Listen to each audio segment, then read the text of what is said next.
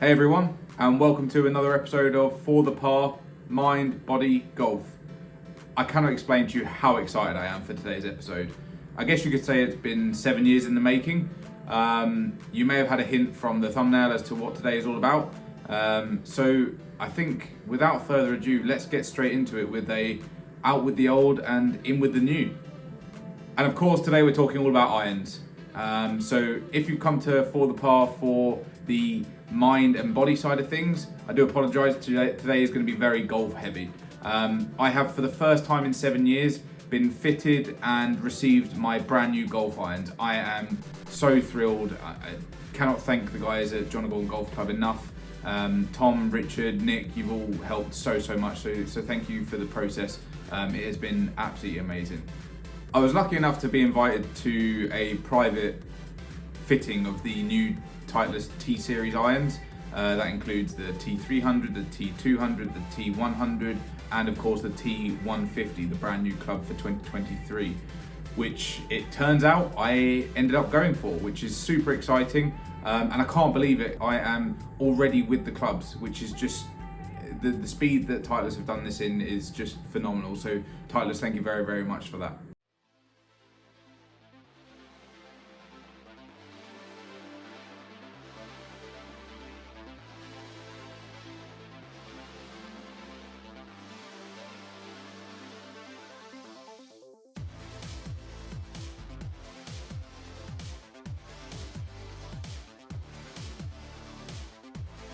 Before we dive into the new clubs, I wanted to just take a minute to talk about my previous set of irons. They have served me incredibly well for the last 7 years, and I think it's really good to show where we've come from to where we are today. So, like I say, the clubs I had before were 7 years ago. I was fitted for these by a different coach at a different time in my golfing life. I was playing a very different brand of golf. I was probably an 18 handicapper at the time. I had a bullet low ball flight that just never saw any spin and just essentially just almost ran 10-15 feet above the ground. So when I got fitted, that meant that we looked at the lie angle, we looked at game improvement irons. So I ended up with the Ping G irons from 2016. They were 2 degrees upright, an inch and a half longer. I was a bigger guy then, and moving around the ball and getting into a position that made sense was difficult. So an inch and a half made sense for the length of the shaft. It was an MCC +4 grip, which I then eventually moved into an MCC +4 align, which personal preference, I absolutely hated the align. I really wish I'd never done that. But yeah, so that was the golf clubs I was using before. I was using 5 iron through to sand wedge. So from a ping iron set, that's 5, 6, 7, 8, 9, pitching wedge, gap wedge, or what they call utility wedge, and sand wedge. And like I say, up until this point, these irons have served me tremendously.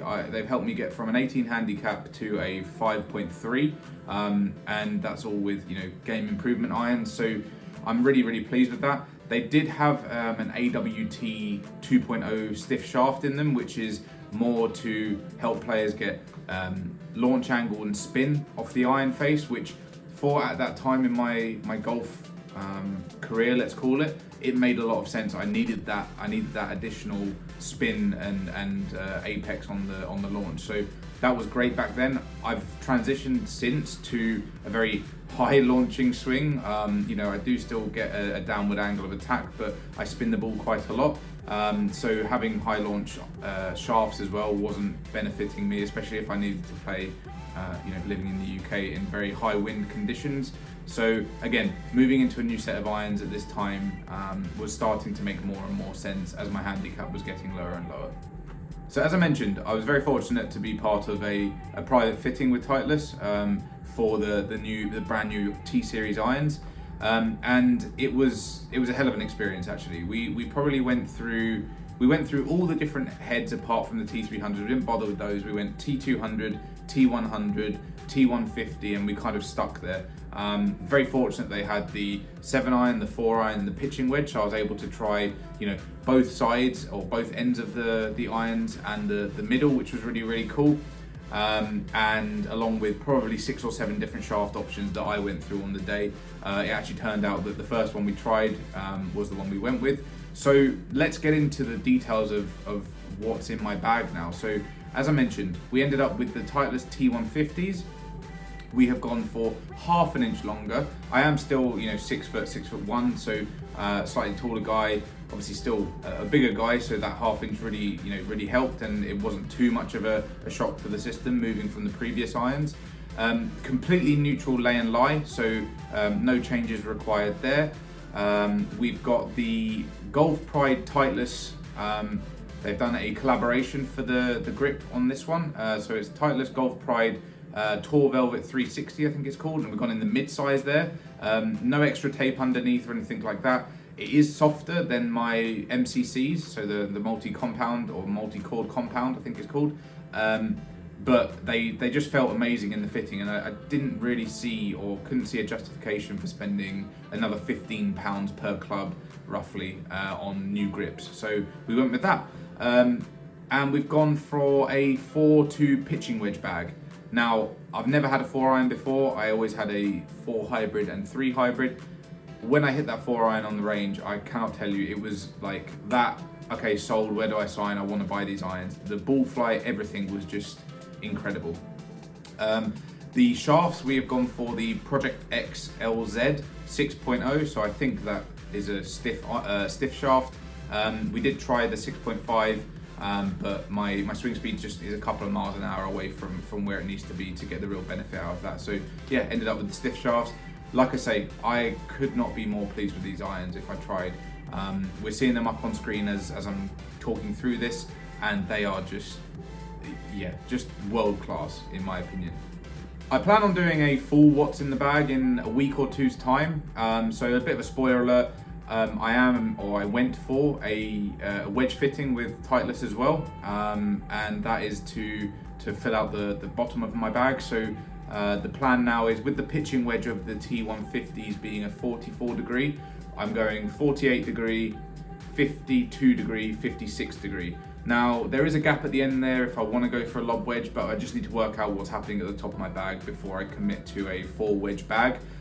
So watch this space on that. Like I say, full what's in the bag coming in the not too distant future. I want to wait till then wedges are in, then we'll go through it. But today, this is all about the T150s. This is all I wanted to talk about today.